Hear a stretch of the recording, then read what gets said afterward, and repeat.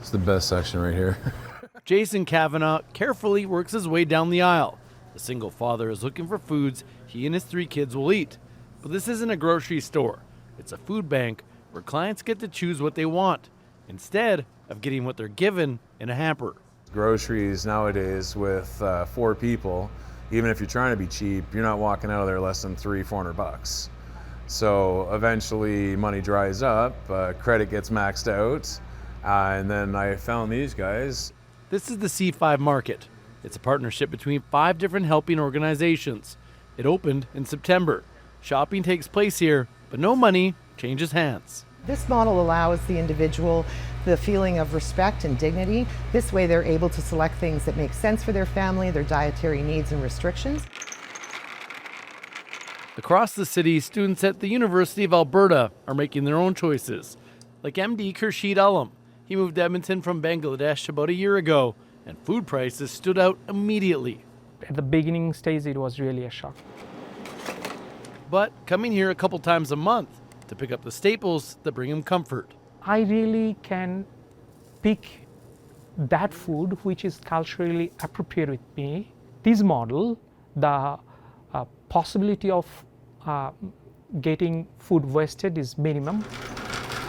The campus food bank switched from hampers to a market a couple years ago, about the time demand started to spike. They went from serving 200 clients to now more than 1,100 people every month, and close to half of them are students, alumni, or staff who have families to feed.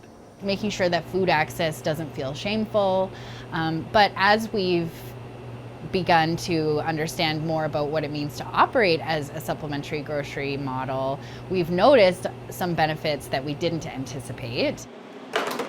Like having more time for volunteers to stock shelves in here, as they're no longer filling hamper boxes.